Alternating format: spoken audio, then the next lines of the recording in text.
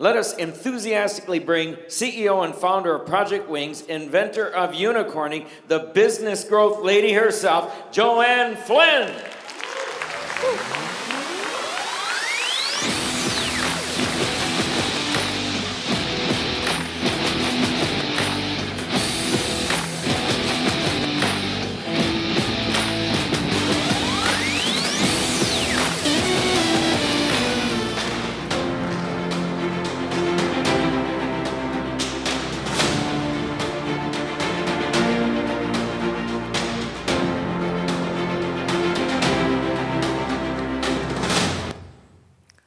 Welcome to the other side of disruption.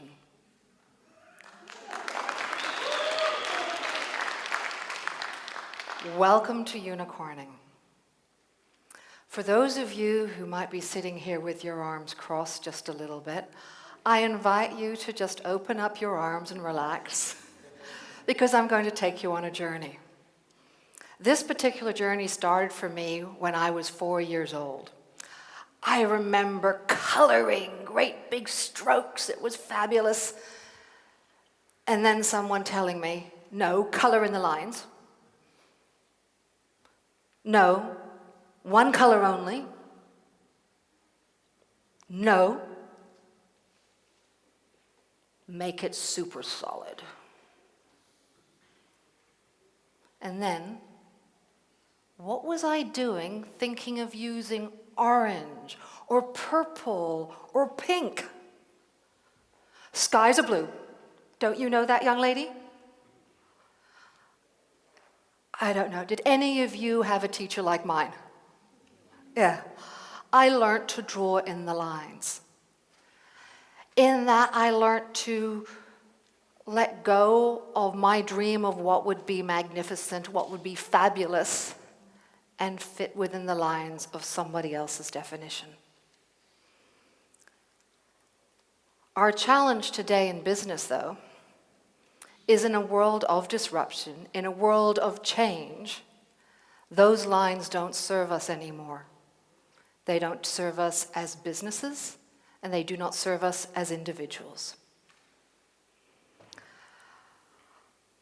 My family kept moving. We moved 5 times by the time I was 12 all around the world. I learned about disruption at the ways that it can happen super big. Riots and revolutions. So frankly, technology is pretty calm in context. I grew up, I joined big businesses, I learned about businesses and indeed billions, helping some world-class organizations implement some very, very different ideas. I went to the University of Oxford to research what does it take to be world-class, to take an idea that's considered impossible and make it real. What does it take to be in that 0.001%, what we call a unicorn? In the business world, Eileen Lee, in 2013, brought the term unicorn into the business world, looking at particular sorts of businesses that have made huge changes. A quick question. How many of you got here using Grab? Anyone grabbed here today? Yeah, me too. Got my Grab in. 6 years ago, would have you said, I grabbed? No, right?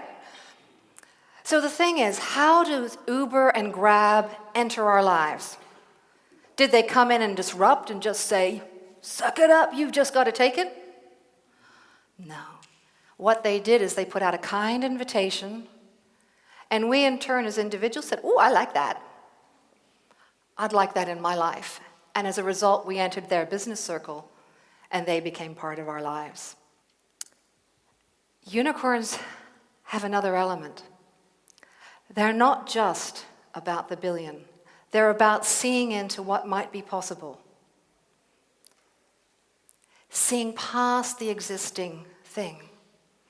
So Eileen Lee, when she called these business unicorns, the essence she was focusing on was that in business, these were rare and valuable. Not that they were impossible, not that they were the only one, or even the first, or unique. They were rare and valued. They were magnificent.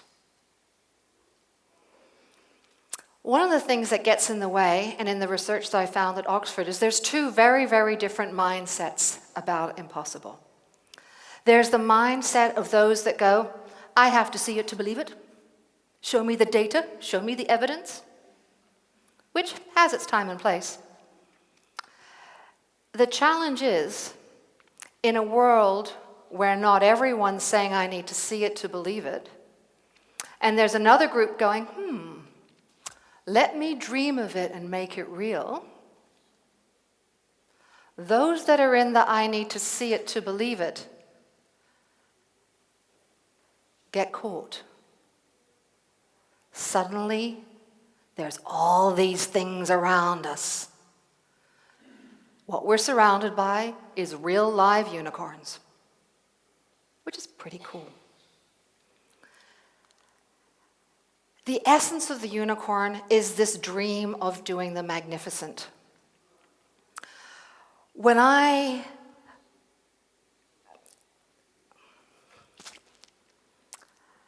I'm actually just a little bit nervous to share this story. I come from Australia. Australia is a wonderful country, but they have this attitude. Anyone here heard of the tall poppy syndrome? Okay. So it works like this. So if the lines are our internal story of what someone's told us we can do, the tall poppy syndrome is other people going, you're getting too big. What do you think you're doing? Showing up, doing something wonderful. And what do? They chop your head off. It's brutal. It's a very heavy part of some cultures. And in that space of watching out as a tall poppy, I'm going to share with you my story of unicorning in art. When I had, at a relatively young age, climbed the corporate ladder, female, young, successful, all that wonderful thing, I burnt out. I hit emptiness.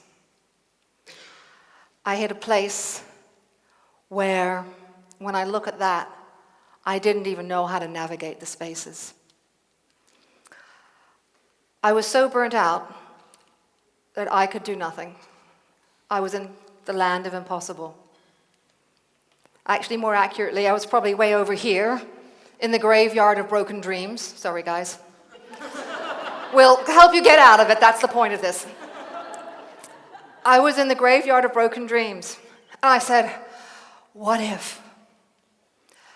What if? And the artist in me said, what if? What would the voluptuous of a soul look like if I could see it?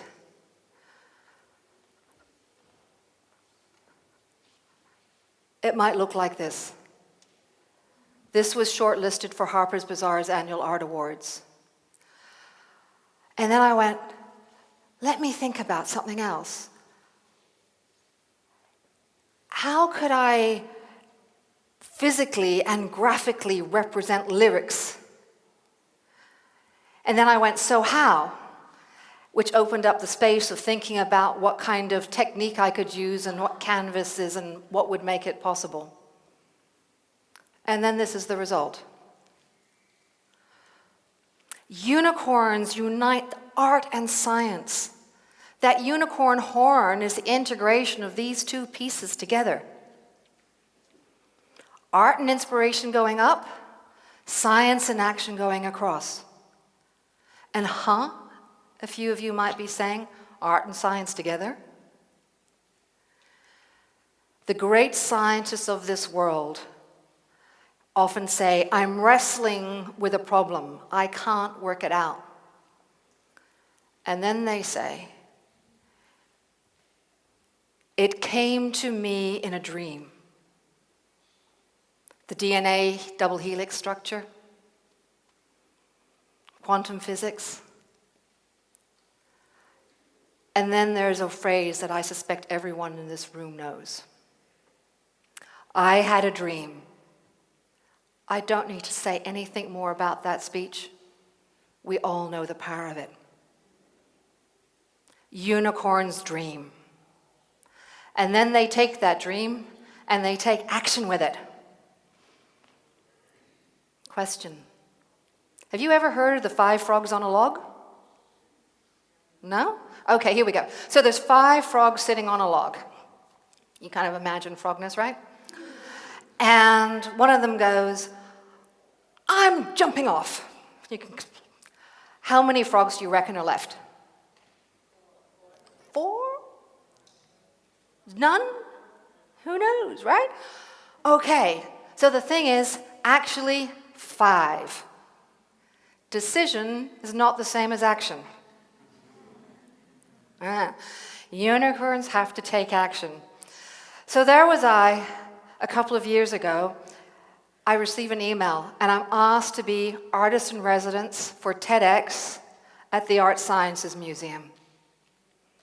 Which I have to say, as an artist, is pretty much like, oh my God, wow! And I love the echoes in here. It was one of those things that I don't think I'd even let myself dream of ever being possible. Well, you know, that secret private dream that you have inside. And here was this invitation. The only thing was, there was 16 weeks until the actual event. And I go, I could have gone, it's impossible. I said, okay, well, let's take a look at this at least. Let's not dismiss it straight off. 50 designs later and 3 recon trips. It turns out it's the Art Sciences Museum. There's 3 humongous spaces that we have to create artwork for, because there's not enough that I have on hand to do that. There's a wall that we can't hang things on, but it's 5 stories high and curved. So it cannot hang. How on earth are we going to hang the artwork? One of the artworks needs to not just be an artwork, but it needs to be a backdrop for the TEDx speakers. I could have gone impossible. Instead, I thought, why not unicorn? I went up and said, okay, what do I need to do? What's the piece that could be wonderful next? Okay, now over into action. It felt completely crazy. I remember at one point trying to work out how one piece, Gaia's Wings, which is 8 meters across and 5 meters high, which had to get up into the building in a 3-meter lift. Yeah, exactly. Anyone who says arts doesn't involve engineering does not get it. There's so much engineering going on. So I'm working out how this massive set of wings will be able to go and get into the space, be constructed, be dismantled, be reconstructed, get up in this, and we have to do the installation between midnight and 4 a.m. Yeah, exactly. Oh, but unexpected help shows up. And this is so classical in unicorning. My plumber arrives with 4-meter copper piping and bends it for me, so I have the base. Another guy, Tony Iron, as I call him, worked out how we could keep that wonderful light feeling of wings that's so important to the essence of them, and keep that feeling even though they weren't hanging. The whole process was this one of, okay, here's an idea. Okay, how are we going to do it? And then there's the next one. I remember being in a business trip talking with one of my business clients up in Bangkok, and then off hunting for wonderful fabric to go and be part of these wings. And then the next thing would happen, and the next thing would happen. And it was just a spiral process, getting closer and closer to the end goal of actually physically being there where it all came up. So one of the other things that I realized in this, that my original research hadn't highlighted, but the real life story did for me, was unicorns have and share a very different mindset. Those 4 words that you may know in corporate, and I apologize in advance for bringing them in the room: fear, doubt, uncertainty. For unicorns, they have a whole different relationship to these words. They know them. Fear is an opportunity to redefine. Failure is an opportunity to persevere. Doubt is a reason to try. And uncertainty is an excuse for imagination. They all create a hugely different space. And then there's one last thing that I want to leave you with. Ladies and gentlemen, a challenge. You've had an amazing day with many wonderful speakers sharing their wisdom. And you can leave today and you can choose to go forward, following life as it is and staying in the lines. Or you could choose to go unicorning. And if you go unicorning, appreciate there will be disruption. There will be the twists and turns in the journey. There will be the magnificence and the capacity to be world class. But there's one more thing that I want to leave with you here, is the point of the unicorn horn. In those twists and turns of the journey, there's an essence, a point of the unicorn horn. And as they happen, remember this. You will face those twists and turns. You will achieve the essence of that horn. That story that you must pivot is not true. 90% of unicorns achieve their essence if they follow through. May you consider the mindset of the unicorn. Go for world class. Go for being rare. Go for being impossible. Make that choice. Why not unicorn even in disruption? What is your magnificence?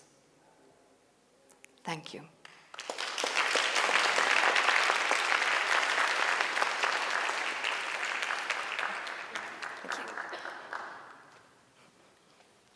How many of you are now going to be unicorns? Yeah, all right.